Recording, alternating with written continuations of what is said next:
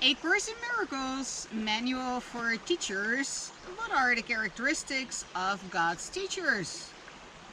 Trust, honesty, tolerance, gentleness, and joy. Number 5, joy.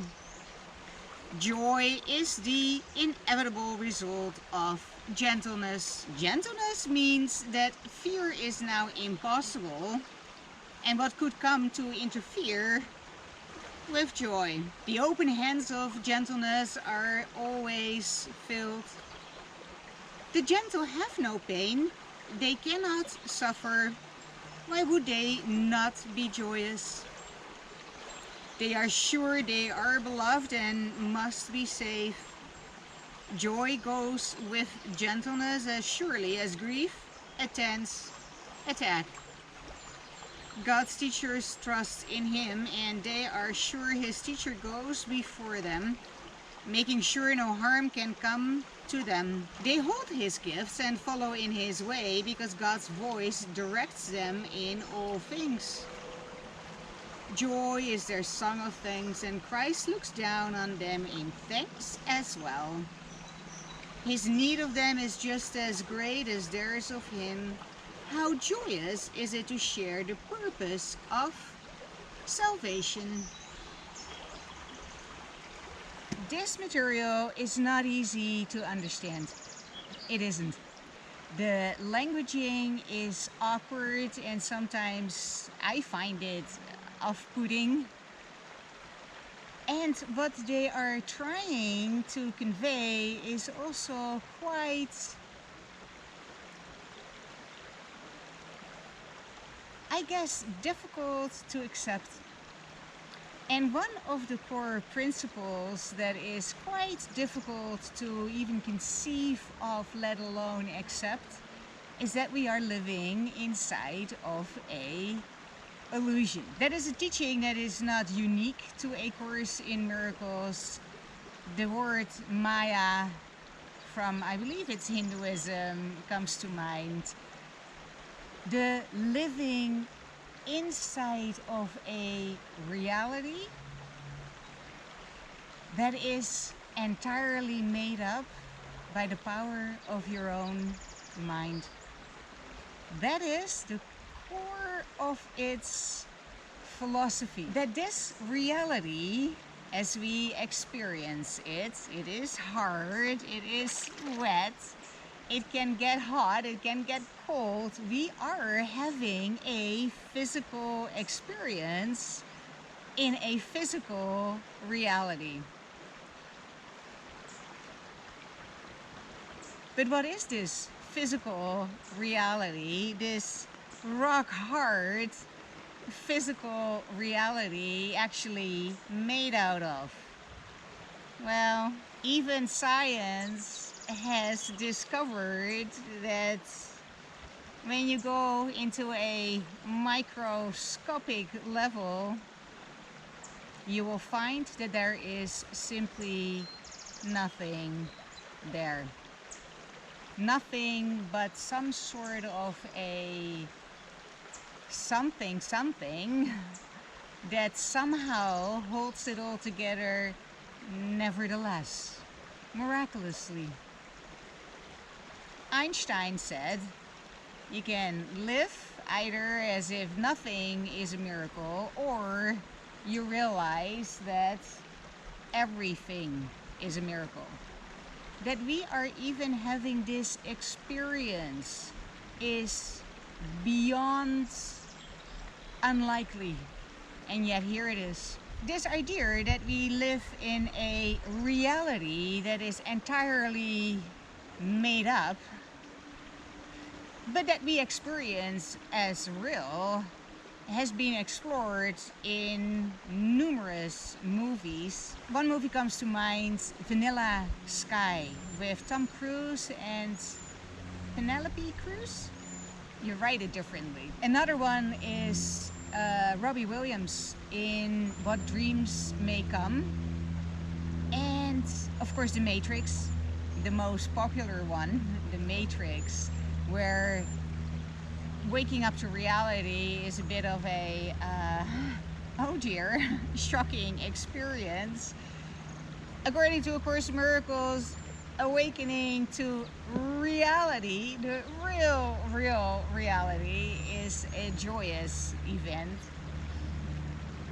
Thank goodness. This notion that we are basically heroes of our own story, that we make up by the power of our mind, and as esoteric as this whole notion of I give rise to my reality by the power of my mind is, for practical purposes, to take responsibility for your life is never a bad thing. To take responsibility for your perception, which is a mental process, right? You see something, you make up a story about it that distorts, or at very least colors, your experience. It's not much different from saying who I am being affects my reality. If I smile, the world smiles back at me. If I am a generally negative person, then I am going to have a very different experience. Taking ownership over your life is both a little scary, because how easy is it to blame others? But ultimately, it puts you in the driver's seat and it gives you the choice to make changes if what shows up doesn't meet your standards. We all know that our experience and how we experience things have an enormous amount to do with how we think about things. The way we think, our basic beliefs, our assumptions about reality, colors our perception. We all know the Pollyannas who look through rosy glasses, and the cynical, negative folks that see only decay, death, sickness, war, and misery. These people live in the same world, have access to the same information, can visit the same places, whether it is in rock hard, solid reality, or whether it is in virtual reality, like on the internet. How we interpret reality, the stories we tell ourselves about reality, about circumstances, people, worldly affairs, politics. It is the stories that we tell ourselves that inform our experience of reality. It's all a mental process. Reality is filtered through our mind, and we only ever perceive that which we believe is so. So this idea of joy is the inevitable result of gentleness. Gentleness means that fear is now impossible, and what could come to interfere with joy? I connect this with this cosmology that we give rise to our own reality. So once you set very firmly into the direction of truth, honesty, tolerance, gentleness, then joy must follow. Because once you start projecting yourself, feeding your reality with truth and honesty, and tolerance and gentleness, then that becomes the overall arc of your character development. Another metaphor, it is where your arrow is pointing. So once you let go, you kind of can predict the overall arc of your arrow once you aim for truth and honesty and tolerance and gentleness, and that becomes your aim and your arrow flies into that general direction, then you know joy is sure to follow, because that's the journey that you have set in motion. And of course, as you develop these characteristics, the skeletons out of your closet, the times that you may have given in to fear, to weakness, have perceived your brother as the enemy, all of that comes to haunt you. Well, not necessarily to haunt you, because, and here I want to just jump for a split second, a holy instant, to the very last chapter of A Course in Miracles. That's probably why it is my favorite. Thank God it's over. Choose once again. Temptation has one lesson it would teach in all its forms wherever it occurs. It would persuade the Holy Son of God he is a body, born in what must die, unable to escape its frailty, and bound by what it orders him to feel. It sets the limits on what he can do. Its power is the only strength he has. His grasp cannot exceed its tiny reach. Would you be this if Christ appeared to you in all his glory, asking you but this? Choose once again if you would take your place among the saviors of the world, or would remain in hell and hold your brothers there. Choose once again the reality that you would like to live in. Is it a reality based on fear, or is it a reality based on love? Choose once again.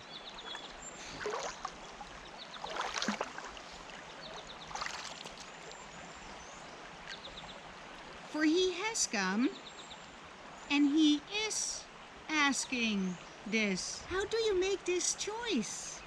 How easily is this explained? You always choose between your weakness and the strength of Christ in you. And what you choose is what you think is real. Simply by never using weakness to direct your actions, you have given it no power. And the light of Christ in you is given charge of everything you do. For you have brought your weakness unto him, and he has given you his strength instead. Trials are but lessons that you fail to learn, presented once again. So where you made a faulty choice before, you now can make a better one, and thus escape all pain that what you chose before has brought to you. In every difficulty and all distress, and each perplexity, say what? Christ calls to you and gently says, my brother, choose again. He would not leave one source of pain unhealed, nor any image left to veil the truth. He would remove all misery from you whom God created, alter unto joy. Once you start consistently choosing the strength of Christ in you, once you start choosing consciously and deliberately to align yourself with Christ, or Christ's energy, or Christ's attributes like truth, and peace and love and justice, then you start vibrating those good vibrations which give rise to an experience in alignment with that choice. So if something shows up that you don't like, that gives rise to a negative experience, to fear, to anxiety, you know, oh, okay, this is just some echo from the past revisiting me so that I can choose once again and perhaps this time stay closer connected to source, to Christ, to love, to compassion, stay stronger in my faith, stronger in the strength of Christ, so that I can shift to a better feeling experience. He would not leave you comfortless, alone in dreams of hell, but would release your mind from everything that hides his face from you. His holiness is yours because he is the only power that is real in you. His strength is yours because he is the self that God created as his only son. So here we have the B'Tselem Elohim again. We are the entire sonship. We, humanity, we're in this together. We are all little sparks of the divine mind, and together we make up what you can call Christ or Christ consciousness, created in the image and likeness of our Creator, B'Tselem Elohim.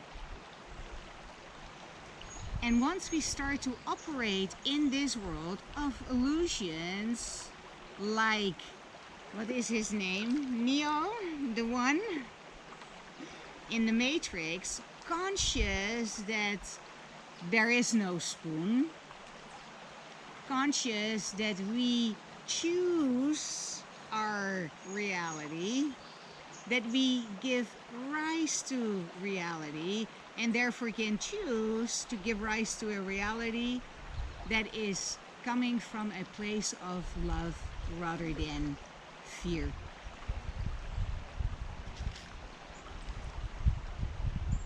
It's worth a shot because the alternative sucks big time and humanity is well on its way to self-destruction.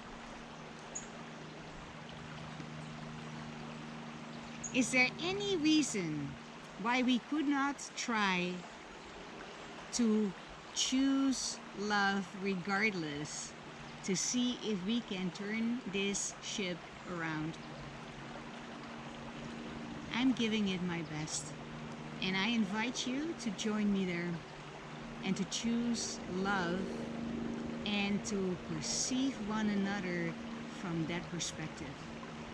Put up some rosy glasses and see what you see, and let go of your preconceived notion that the world is an angry place. The world is whatever you make it.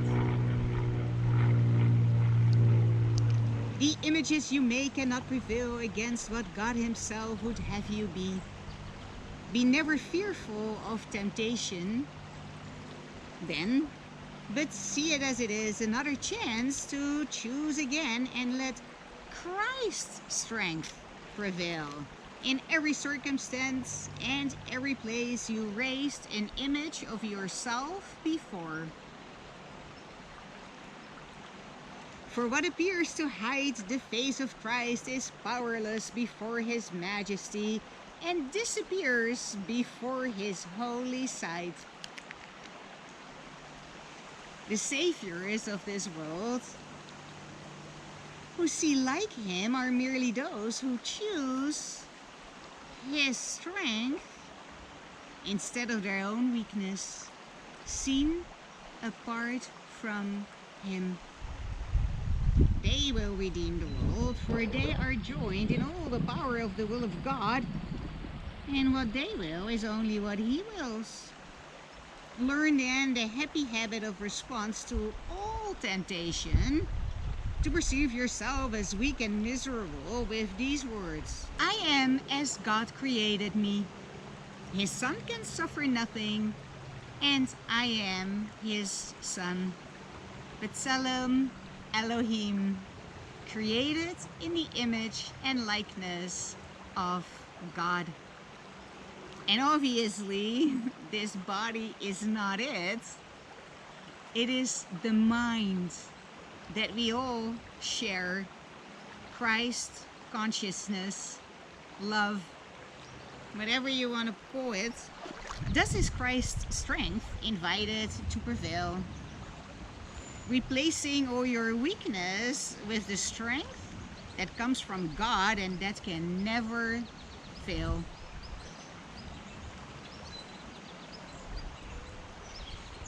And thus are miracles as natural as fear and agony appear to be before the choice for holiness was made. For in that choice are false distinctions gone, illusory alternatives laid by, and nothing left to interfere with truth. You are as God created you. B'Tselem Elohim. And so is every living thing you look upon. So is everyone. So is everyone. Regardless of the images you see, what you behold as sickness and as pain, as weakness and as suffering and loss, is but temptation to perceive yourself defenseless and in hell.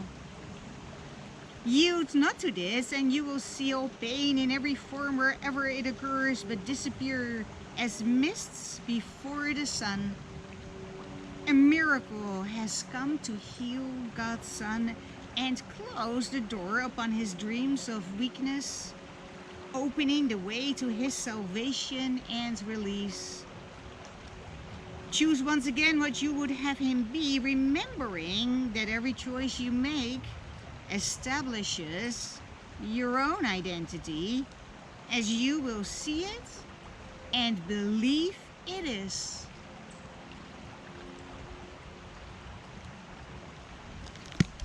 Enough already with this course.